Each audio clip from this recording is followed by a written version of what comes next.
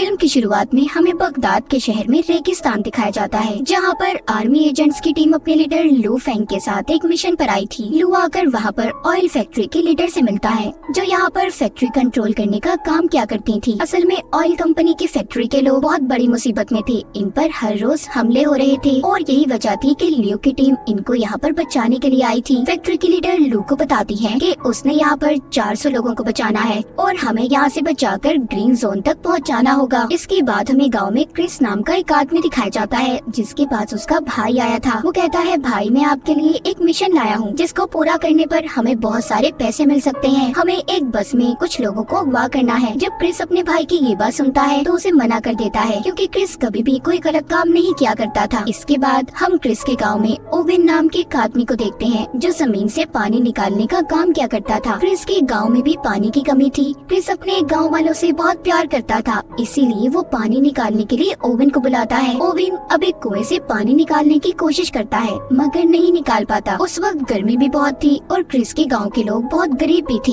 यहाँ पर oven Chris से कहता है, अगर कुछ पैसों का बंदोबस्त हो जाए तो हम यहाँ से आसानी से पानी निकाल सकते हैं। ये सुनकर क्रिस ओवेन से कहता है कि ठीक है, मैं पैसे लेकर आऊंगा। उधर फैक्ट्री के अंदर लू अपनी टीम के साथ मिलकर ये प्लान कर रहा था कि हमें फैक्ट्री के लोगों को बचाकर हाईवे ऑफ डेथ से लेकर जाना होगा, तभी हम ग्रीन जोन तक पहुँच सकते हैं। ये रास्ता शॉर्टकट तो है, पर बहुत ज्यादा खतरनाक भी। इसके बाद यहाँ पर फैक्ट्री की लीडर सारे सिस्टम को लॉक करके एक पेन ड्राइव में महफूज करके अपने बैग में रख लेती है, ताकि सब कुछ उस ड्राइव में महफूज हो जाए और किसी को भी कोई खतरा ना हो। फिर वो अपना बैग अपनी एक असिस्टेंट को दे देती है। दरअसल फैक्ट्री के लीडर की असिस्टेंट लू की बेटी होती है। उसकी अपनी डैड यानी कि लू के साथ लड़ाई हुई थी, क्योंकि जब उसकी मॉम की मौत हुई तो लू उनके पास नहीं था। इसी वजह से लू की बेटी अपनी डैड से नाराज थी और नफरत किया करती थी। जिसके बाद सभी लोगों को बस में बिठाकर ग्रीन जोन की तरफ ले जाया जाता है। जल्द ही ये हाईवे ऑफ डेथ के पास पहुंच गए थे। वहाँ का मंजर देखकर लियो की बेटी डर गई थी, क्योंकि आज तक कोई वहाँ से जिंदा नहीं गया था। हर तरफ गाड़ियाँ ही गाड़ियाँ थी, जिनका एक्सीडेंट होने की वजह से बहुत बुरा हाल था। लियो अपनी टीम से चारों तरफ नजर रखने का कहता है और फिर अपनी बस को लेकर आगे बढ़ता है, मगर रास्ते में 2 गाड़ियाँ थी,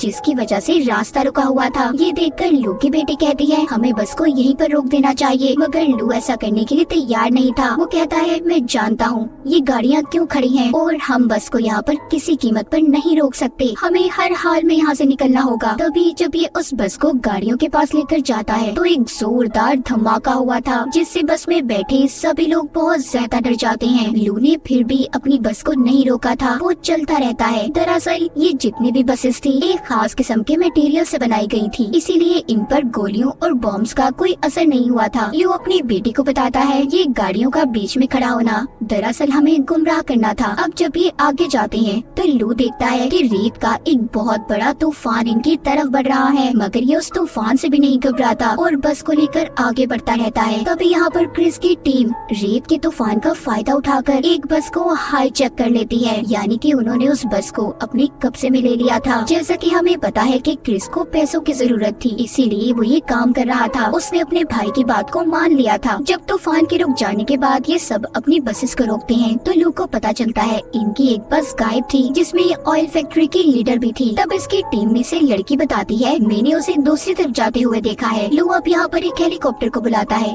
ताकि उस बस को जल्दी से ढूंढा जा सके। इस काम में लू की बेटी भी उसके साथ जाने का कहती है। लू हेलीकॉप्टर में अपनी बेटी को लेकर उस बस को ढूंढने निकल गया था। कुछ दूर जाने के बाद लू हेलीकॉप्टर से एक ट्रक को देखता है। अब इसे समझ आती है कि रेत का असल में कोई तूफान नहीं था, बल्कि दुश्मनों ने इस ट्रक की मदद से नकली तूफान बनाया था, ताकि वो हमारी बस को हाईजैक कर सकें। कुछ देर के बाद लू को अपनी बस नजर आ जाती है। राब्ता करने पर लू की टीम की लड़की उसे बताती है, उस बस में से अमेरिकन ने हमारे 5 लोगों को अगवा किया है, जिनमें ऑयल फैक्ट्री की लीडर भी थी। जिसके बाद लू अपनी टीम से दोबारा राब्ता करता है और बाकी की बसेस को ग्रीन जोन तक पहुंचाने का कहता है। इधर क्रिस भी अपने साथियों के साथ जब गाड़ी में बैठा आगे बढ़ रहा था तो ऊपर से लू अपने हेलीकॉप्टर से इन पर बॉम्ब गिराता है। क्रिस भी अपनी गाड़ी से निकलकर गन लेकर हेलीकॉप्टर पर हमला कर रहा था, जिससे हेलीकॉप्टर उनसे थोड़ा दूर हो जाता है। उसमें आग लग गई थी।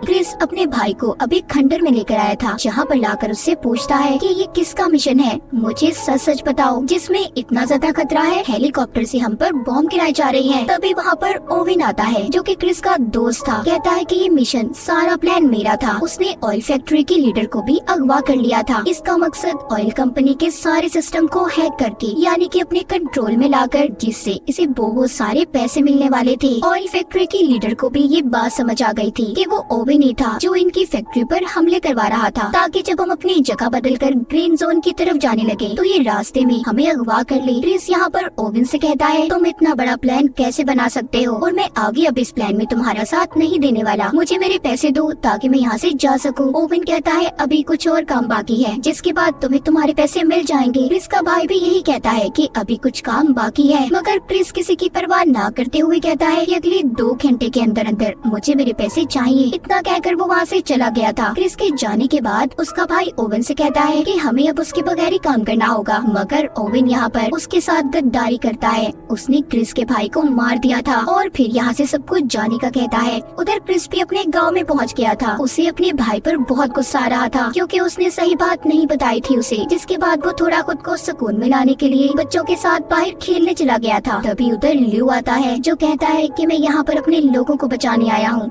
जिनको तुमने अगवा किया है, मैं जानता हूँ मेरे लोग तुम्हारे पास हैं। क्रिस भी जवाब देता है कि मैं भी अपने गांव वालों को बचा रहा हूँ। जैसा कि हमें पता है क्रिस ने ये काम भी पैसों की खातिर सिर्फ अपने गांव वालों के लिए किया था, ताकि ये उनके लिए पानी का इंतजाम कर सके, और ये सारा प्लान ओवेन का था ताकि क्रिस भी उसका साथ दे सके, मगर ओवेन ने इसे धोखा दे दिया। खैर इसके बाद लू वहाँ से चला जाता है। कुछ देर के बाद क्रिस एक खाली फैक्ट्री में आया था जहाँ पर वो अपने भाई की लाश को देखता है। तभी उधर लू भी आ गया था। इन दोनों की यहाँ पर बहुत लड़ाई होती है। कभी क्रिस लू पर भारी पड़ रहा था तो कभी लू, क्योंकि क्रिस को यहाँ पर ऐसा लग रहा था कि उसके भाई को लू ने मारा होगा, मगर जब वहाँ पर कोई चीज क्रिस के भाई पर गिरने वाली थी तब लू उसे बचा लेता है। यहाँ पर उसको पता चल जाता है कि उसके भाई को लू ने नहीं मारा बल्कि इसमें ओवेन का हाथ है। तभी वहाँ पर इन पर गोलियां बरसने लगती हैं। दरअसल यहाँ पर भी ओवेन ने अपने गुंडों को इन्हें मारने के लिए भेजा था, मगर ये उन गोलियों का मुकाबला करते हैं। क्रिस उन पर बॉम्ब गिराता है जिससे बहुत बड़ा धमाका हुआ था। खैर वो गुंडे तो वहाँ से भाग गए थे, मगर इस उसमें क्रिस की गाड़ी भी बर्बाद हो जाती है। ये दोनों समझ गए थे कि इनको एक ही इंसान को पकड़ना है और वो है ओवेन, जो इन दोनों का दुश्मन था। क्रिस कहता है कि मैं जानता हूँ इस वक्त ओवेन कहाँ पर होगा। उधर दूसरी तरफ ओवेन फैक्ट्री के लीडर और उसके कुछ लोगों को अपने साथ फैक्ट्री में ले आया था, जहाँ पर वो सिस्टम को खोलने की कोशिश करता है, मगर उस पर एक कोड लगा हुआ था। ओवेन फैक्ट्री के लीडर से जब कोड के बारे में पूछता है तो वो नहीं बताती। तभी वो उसके 2 लोगों को मार देता है, जिसे देखकर फैक्ट्री की लीडर डर गई थी। अब वो उसके बेटे को मारने की धमकी देता है। तो ये सुनकर फौरन फैक्ट्री की लीडर उसे बताती है कि ये कोड एक पेन ड्राइव में है जो मैंने अपने बैग में रखी थी, पर मैं ये नहीं जानती कि वो कहाँ पर है। मुझे बस इतना याद है कि वो बैग मैंने अपनी असिस्टेंट को पकड़ाया था। तभी यहाँ पर फैक्ट्री के लीडर का बेटा अपनी मॉम के फोन पर कॉल करने का कहता है, जिससे उनके फोन की लोकेशन के बारे में पता चल जाएगा कि फोन और बैग कहाँ पर है। असल में वो बैग लू की बेटी के पास था जो इस वक्त क्रिस के गाँव में थी। उधर ही गाँव में लोगों को बाकी के लोगों के ग्रीन जोन में पहुंचने की खबर मिल जाती है। यहाँ पर उसकी बेटी उससे पूछती है कि आप क्रिस पर कैसे भरोसा कर सकते हैं। लू बताता है कि वो एक अच्छा इंसान है, लोगों की भलाई सोचता है, हम उस पर यकीन कर सकते हैं। तभी क्रिस को लू की डायरी मिलती है जिसे उठाकर वो उसके पास लेकर आया था। उसे कहता है कि क्या तुम इस लड़की को पसंद करते हो? तुम कितने खुशकिस्मत हो ना कि तुम्हें ऐसी लड़की मिली। तुम हर वक्त उसकी तस्वीर को अपनी डायरी में रखते हो। लू यहाँ पर बताता है तुम गलत सोच रहे हो,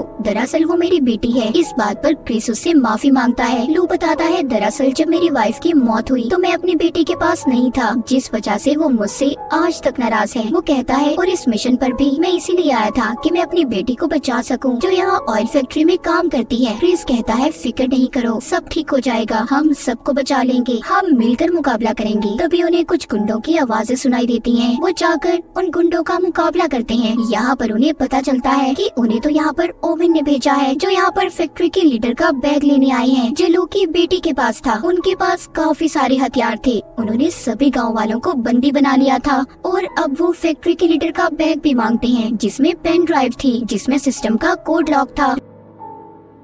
क्रिस उन्हें वो बैग दे देता है, जिसे लेने के बाद वो वहाँ से चले गए थे। ऐसा करने पर लू और उसकी बेटी उससे बहुत नाराज थे। तब क्रिस कहता है कि मैं पूरे गांव वालों की जान को ऐसे खतरे में नहीं डाल सकता था। जब सुबह होती है तो क्रिस लू की बेटी से पूछता है कि आखिर उस बैग में क्या था जिसको देने पर तुम तैयार नहीं थी। वो बताती है उस बैग में एक पेन ड्राइव थी जिससे ऑयल फैक्ट्री की सारी सिस्टम को हैक कर सकते हैं और पूरे बगदाद शहर के ऑयल को कहीं पर भी ट्रांसफर यानी कि भेजा जा सकता है। इस सिस्टम से ऑयल स्मगलिंग भी होती है जिसके बाद किसी भी मुल्क या शहर को वो ऑयल बेच सकते हैं और अगर ऐसा हो गया तो ये अब तक ऑयल की सबसे बड़ी चोरी होगी। दूसरी तरफ हम जर्मनी के शिप को देखते हैं जिसका कैप्टन ओवन से फोन पर बात कर रहा था। इधर गाँव से भी क्रिस और लू निकल गए थे मगर लू की बेटी को ये लग रहा था कि वो दोनों मिलकर भी सब कुछ नहीं रोक पाएंगे, इसलिए वो भी गाड़ी लेकर उनके पीछे निकल जाती है। ओवन के पास भी उसके गुंडे बैग को लेकर पहुंच गए थे। वो फैक्ट्री के लीडर को अब बैग देकर पेन ड्राइव से लॉक खोलने का कहता है। वो जैसे ही पेन ड्राइव को सिस्टम में लगाती है सारा सिस्टम ऑन हो गया था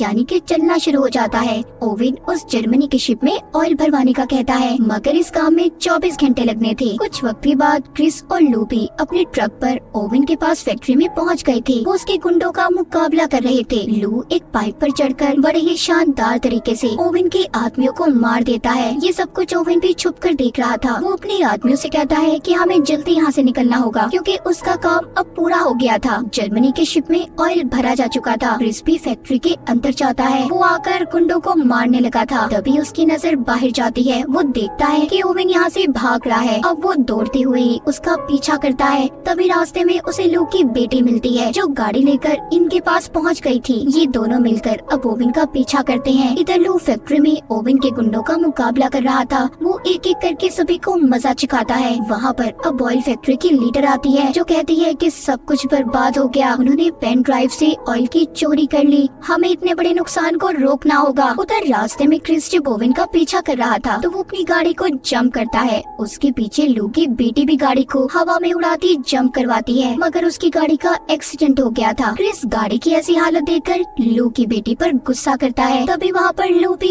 एक ट्रक को लेकर पहुँच गया था। फिर वो दोनों भी उस ट्रक में बैठकर उसके साथ आगे बढ़ते हैं। क्रिस लू को ओवन तक पहुँचने का शॉर्टकट रास्ता बताता है। फिर ये उस ट्रक से रॉकेट लॉन्चर छोड़ने लगते हैं। दरअसल ये वही ट्रक था जिससे नकली तूफान को बस को हाईजैक करने के लिए बनाया गया था। क्रिस अब ओवन तक पहुँच जाता है। वो तेजी से लाकर अपने ट्रक को उसके ट्रक में दे मारता है जिससे जोरदार धमाके होते हैं। ओवन की गाड़ी दूर जाकर गिरी थी। ओवन काफी जख्मी हो चुका था। वो जब क्रिस को देखता है तो अपनी गाड़ी को लेकर वहाँ से भाग जाता है। लू ने वापस क्रिस को अपने ट्रक में बुला लिया था। क्रिस अब ट्रक से लटक गया था और रॉकेट लॉन्चर की स्पीड से ओवन की गाड़ी के पास आ जाते हैं जिसकी वजह से उनका ट्रक भी काबू हो गया था। वो एक रस्सी को ओवन की गाड़ी से बांधकर अपने ट्रक को खाई में गिरा देते हैं और खुद उस रस्सी के सहारे लटक गए थे। ये देखकर ओवन उन पर हंस रहा था मगर गाड़ी पर वजन ज्यादा होने की वजह से ओवन की गाड़ी भी खाई में गिर जाती है। लू ने उस रस्सी को छोड़ दिया था। वो अपनी बेटी के साथ एक पत्थर पर जाकर गिरता है और ओवन अपनी गाड़ी के साथ खाई में गिरकर मर गया था। यहाँ पर लू और उसकी बेटी तो बच चुके थे। ये दोनों देखते हैं कि इन्हें क्रिस कहीं पर नजर नहीं आ रहा। ये समझते हैं कि क्रिस मर गया। तभी लू की बेटी की नजर उसकी डायरी पर पड़ती है। जब वो देखती है तो उसमें उसकी और उसकी मॉम की तस्वीर थी। लू बताता है कि मैं तुमसे और तुम्हारी मॉम से बहुत प्यार करता था, कभी तुम्हें अलग करना नहीं चाहता था। ये सुनकर लू की बेटी उसके गले लग गई थी। तभी लू के पाँव को नीचे से क्रिस पकड़ लेता है जो अभी भी जिंदा था। ये दोनों उसे ऊपर खींच लेते हैं। तीनों तो बच गए थे मगर अब ये सोचते हैं कि यहाँ से कैसे निकलेंगे। तब लू के दिमाग में एक आइडिया आता है। वो कहता है कि हमें यहाँ पर बहुत जोर से शोर मचाना चाहिए ताकि कोई इनकी मदद कर सके। कुछ वक्त के बाद दिखाया जाता है इन्होंने जर्मन के उस शिप को भी पकड़ लिया था जिसको ओवन ने ऑयल बेचा था। क्रिस के गांव में भी पानी आना शुरू हो जाता है। ये काम क्रिस और लू ने मिलकर किया था। सब गांव वाले बहुत खुश थे। फिर लू की टीम उसके पास आकर अगले मिशन के बारे में पूछती है। तब क्रिस भी उससे ये वादा करता है कि हर मिशन में वो उसका साथ देगा। और इसी के साथ इस फिल्म की कहानी यहीं पर खत्म हो जाती है।